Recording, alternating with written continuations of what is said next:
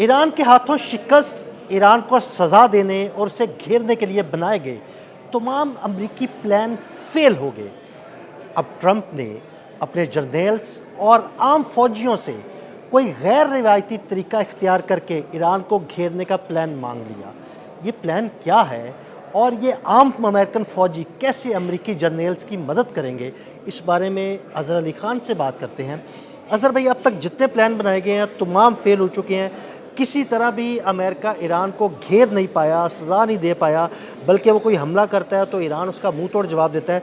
अब वो अमेरिकन जो जनरल्स हैं उनको कहा गया है कि अपने फ़ौजियों से बात करें, कोई गैर रिवायती सा तरीका ढूंढें कि कैसे ईरान को काबू किया जाए। क्या कोई गैर रिवायती तरीका अमेरिका सामने ला सकता है? असल में अमेरिका आया था वो रिजीम चेंज करने के लिए, ईरान का यूरेनियम लेने के लिए। ईरान को अपनाए हुर्मुज़ पे उल्टी उसकी गिरफ्त मजबूत करवा दी उसने, अमेरिका ने, और उसका हर प्लान फेल हो गया। ना वो अब तक यूरेनियम तक पहुंच सका है, उसके बारे में पता नहीं लगा सका है। मुश्तबा खामनाई कहाँ हैं कुछ नहीं पता, वहाँ तक नहीं पहुँच पा रहे। अपनाए हुर्मुज़ पे गिरफ्त नहीं तोड़ पा रहे। पूरी दुनिया को कह रहे थे कि हम उसको झुका देंगे, नहीं झुका पा रहे। मशरिक़ वस्ता में अपनी बेसिस को नहीं बचा पा रहे। इसराइल जब आया जंग में उस वक्त वो बर्बाद हो गया। अब इसराइल को अंदाज़ा हो गया वो एक तरफ दुम साध के बैठा हुआ है, बिल्कुल, वो हमला करने की अब कोशिश भी नहीं कर रहा, सामने आने की कोशिश नहीं कर नहीं रहा। कर रहा, और वो कह रहा है कि अमेरिका जाके लड़े। तो अमेरिका ने जो जो प्लान बनाया वो एक एक करके फेल होता गया। जो धमकियां दी वो हवा हो गई। जो उसने डेडलाइंस दी डोनाल्ड ट्रंप ने, उस पर यू टर्न लेना पड़ा। तो कोई एक बात ऐसी नहीं है जिस पर टिक कर जम कर डोनाल्ड ट्रंप ये कह सकें कि मैंने ये काम करवा दिया है। वहाँ हमने चोट पहुँचाई थी, चलो हम यहाँ हार गए, लेकिन एक जगह हमने बहुत मारा था। एक भी ऐसा कोई जाविया नहीं है, कोई एंगल कुछ नहीं है जो वो पेश कर सकें। अब वो फ़ौजियों तक आ गए हैं, अपने जर्नैलों को कह रहे हैं कि ख़त लिखो, नीचे जाके फ़ौजियों से बात करो, उन फ़ौजियों को इस बात का लालच दो। ज़ाहिर है कोई ना कोई नाम उन्होंने रखा होगा, किसी तरह लाइमलाइट में आएगा फ़ौजी, उसको हम तरक्की देने की कोशिश करेंगे, उसको ऊपर लाएंगे। तो अपने फ़ौजियों से पूछो कि वो कोई अनकन्वेंशनल तरीक़ा, गैर रिवायती तरीक़ा, कोई अनोखा तरीक़ा, कुछ ऐसा अछूता ख्याल लेकर आए जिससे पता चले कि ईरान पे इससे पहले वो हमने ना आजमाया हो।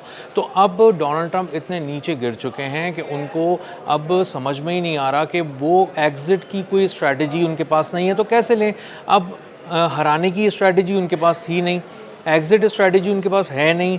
तेल ऊपर चला जाता है, आपनाए हुर्मुज़ बंद है। इंटरनेशनल मार्केट में जो जो प्लेयर्स हैं वो अब ये कह रहे हैं कि डोनाल्ड ट्रंप इस जंग को समेटो, ये आपके बस की बात नहीं है। आप अज़हर भाई, दरअसल ना वो एग्जिट स्ट्रेटजी लेके आए ही नहीं थे। वो आए थे विनिंग स्ट्रेटजी लेके कि हम हमला करेंगे, 4 5 6 दिन में हम ईरान को नेस्तो नाबूद कर देंगे, आयतुल्ला खामनाई को शहीद करेंगे, रिजीम चेंज होगी, लोग वहाँ से उठेंगे, एहतजाज करेंगे, उसके बाद ईरान पर हमारा कब्ज़ा हो जाएगा। वो तो ये सोच के नहीं आए थे कि हम हार जाएंगे।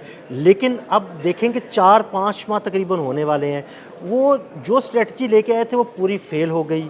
अब उनको एग्जिट कर कुछ समझ नहीं आ रही कि कैसे एग्जिट मिले और कैसे जो है ना सेफ एग्जिट लेकर वो यहाँ से निकले। अच्छा, पूरी दुनिया ने भी ना इनसे किनारा कशी इख्तियार कर लिया इनकी इस जंग से, और अब अंदाज़ा हो गया असल में पूरी देग नहीं खानी पड़ती, चावल के 2 4 दानों से ही पता चल जाता है कि जायका क्या है कि नहीं। हाँ, तो लोगों ने, जो यूरोपीय यूनियन है उसने भी 2 4 दाने चावल के खा के कह दिया कि ये देग जो है ना ये हमारे बस की नहीं है, ये अमेरिका के भी हाथ कुछ नहीं आना। और अब जितने बड़े प्लेयर्स हैं दुनिया के वो इस बात को बहुत ही क्लोजली मॉनिटर कर रहे हैं। इस पूरी वॉर को लाइव देखा गया है। अमेरिका बेनकाब हो गया है, अमेरिका की मिलिट्री स्ट्रैटेजीज़ फेल हो गई हैं, और ये फेल होती भी पूरी दुनिया ने अपने 4K वीडियो पे सैटेलाइट की देखी हैं।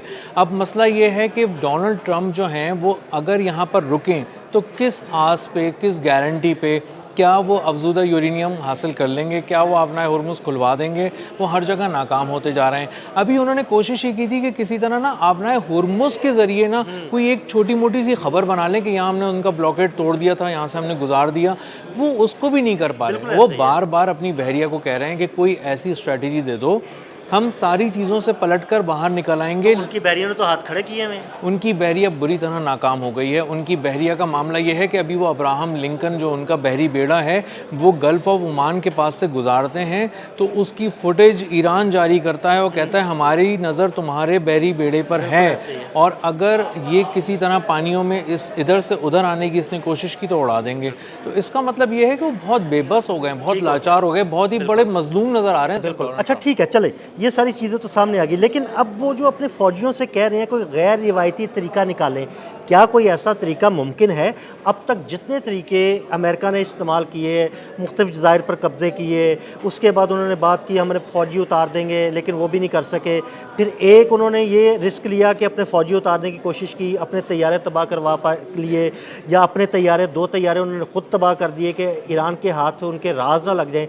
तो कोई गैर रिवायती तरीका आपको नज़र आ रहा है कि ऐसा कोई तरीका हो सकता है?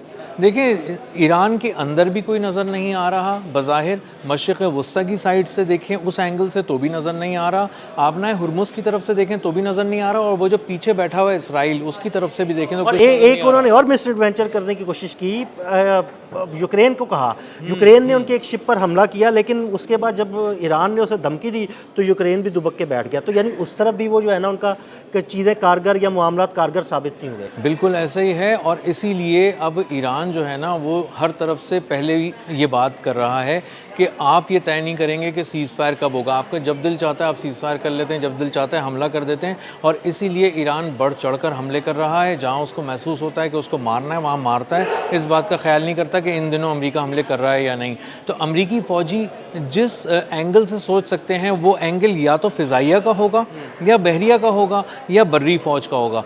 आप ज़मीन पे उतार नहीं पा रहे, ये पूरी चीज़ माइनस कर दी तो गई ये है माइनस हो almost। गई, फिर रहेगी बहरिया और फ़िज़ाइया। जी, बहरिया का मामला ये है कि बहरिया 500 किलोमीटर के रेडियस में आबनाए हुर्मुज़ के करीब फटक भी नहीं रही जो ईरान ने कहा है, जिस रेडियस में उन्होंने कहा है। बहीरे अरब में अगर उनकी बहरिया खड़ी होती है तो वहाँ से जो उसके पेट्रोलिंग है वो गल्फ़ ऑफ ओमान के कुछ हिस्सों तक ही है, उससे बिल्कुल उससे आपने आगे नहीं हरमज़ के आते। करीब नहीं आ सकते वो। नहीं आते। अच्छा, उन्होंने एक कोशिश ये की कि एरियल कवर देने के कुछ जहाज़ों को गुजारने की कोशिश करें और इस बात को इस्टेब्लिश करें कि आपनाए हुर्मुज़ पे हमने तुम्हारा ज़ोर तोड़ दिया है और हमारी ग्रिप मजबूत हो गई। उसमें वो नाकाम रहे हैं। एरियल कवर का फेलियर बहुत बड़ा फेलियर है। पीछे आ रहे थे जंगी जहाज़, तिजारती जहाज़ों के, और उसके ऊपर जो तैयारे उड़ रहे थे वो मिलियंस ऑफ डॉलर्स के वो तैयारे थे जो दूर दूर तक नज़र रखते हैं। हेलीकॉप्टर्स थे उसमें, बहुत सारे प्लेन्स उड़ रहे थे, और ये बात इंश्योर कर रहे थे कि अगर किसी तरह से ईरान की तरफ से कोई हमला इस पूरे रेडियस में खत्ते से कहीं से किया जाए तो वो उसको वहीं पे हदफ बनाकर तबाह कर दें। वो उसमें भी नाकाम रहे। नाकाम रहे, मिसाइल आके टकराए, 2 जहाज़ तबाह हो गए, 4 जहाज़ों को वहाँ से भागना पड़ा। खुद अमेरिका की बहरिया जो है वहाँ से भागी है, और इससे अंदाज़ा होता है कि बहरिया वाला मामला भी चैप्टर ख़त्म हो गया। अब रह गई फ़िज़ाइया। अब रह गई फ़िज़ाइया। फ़िज़ाइया का मामला ये है कि आज अब से कुछ देर पहले MQ-9 रीपर ड्रोन एक और तबाह कर दिया। बिल्कुल, मैं वही कह रहा हूँ कि उनकी फ़िज़ाइया तो भी मुझे नाकाम ही नज़र आती है। देखें, उनका कोई भी तैयारा, कोई भी ड्रोन, कोई भी हेलीकॉप्टर आबने हुर्मुज़ की फ़िज़ाओं में आता है या गायब हो जाता है या तबाह हो जाता है। तो वो आबने हुर्मुज़ की फ़िज़ाओं को कैसे पार करेंगे? बिल्कुल ऐसा ही है, और अगर वो ईरान की किसी तरह की हुदूद में दाखिल होने की कोशिश करते हैं उसकी सरहद में, तो फ़िज़ाई सरहद की खिलाफ वर्जी करते ही वो एयर डिफेंसेस के उसमें आ जाते हैं। अच्छा, जो थोड़ी बहुत कमी कहीं रह गई थी कि इनके तैयारों को कैसे निशाना बनाया जाए, उसके लिए एयर डिफेंसेस से बहुत काम किया ईरान ने, और नए एयर डिफेंसेस को इंटीग्रेट कर लिया है। और आज जो MQ-9 रीपर ड्रोन हमेशा की तरह तबाह किया है, लेकिन उसमें ख़ास बात यह है कि वो नए जो एयर डिफेंस सिस्टम है उससे निशाना बनाया है जी। और उससे निशाना बनाने का मकसद ये था कि उसको अमेरिका को ये पैगाम दिया जाए कि देखो, तुम जब कोई एक एपिसोड लेकर आओगे ना यहाँ जंग की, हम तुम्हें नए हथियारों से मारेंगे।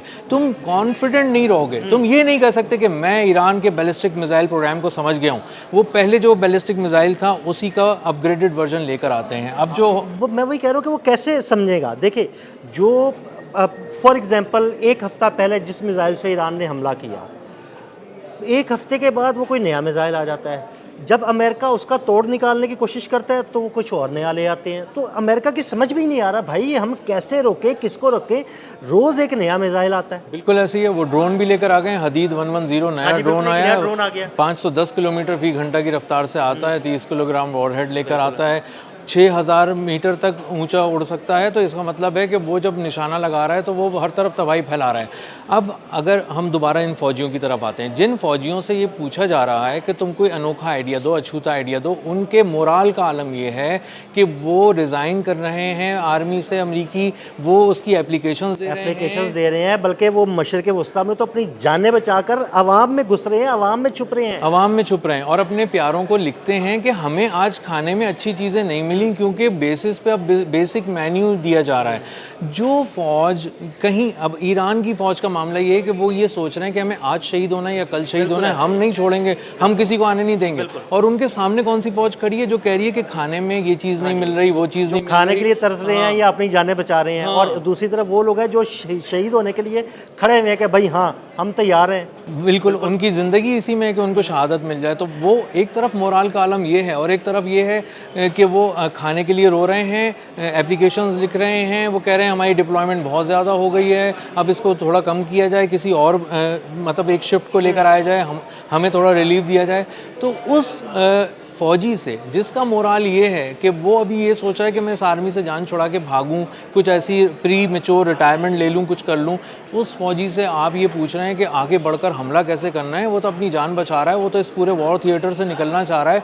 और उसको बुनियादी तौर पे देखें, बहुत सादा अल्फाज में उसको ये बात समझ में आ गई है, कोई कुछ भी कहे, अमेरिका हार रहा है, अमेरिका शिकस्त खा रहा है, टूट रहा है, तकलीफ़ में है। और ईरान का मामला ये है कि वो तकलीफ़ में तो है लेकिन वो मजमूई तौर पे जीत रहा है और इस बात को उसके दुश्मन महसूस कर रहे हैं। मगरबी मीडिया के अखबारात भी लिख रहे हैं, मगरबी मीडिया का टीवी चैनल भी ये बात कर रहा है। और अब तक अगर ईरान डट के खड़ा हुआ है तो इसका साफ और सीधा मतलब ये है कि वो अंदर से मजबूत है, उसका अज़्म बहुत जवां है, बहुत बुलंद है और सामने जो उसके फ़ौजी हैं उनका मोराल बहुत गिर चुका है। तो एक ऐसा फ़ौजी जिसका अपना दिल ही उस जंग में नहीं है, वो आपको कहाँ से कोई अछूता और अनोखा ख्याल देगा। बिल्कुल, बहुत शुक्रिया अज़हर भाई। बिल्कुल, ऐसा फ़ौजी जिसका मोराल डाउन है वो कहाँ से कोई अछूता आइडिया आपको देगा ताकि आप जंग जीत सके, ऐसा मुमकिन ही नहीं।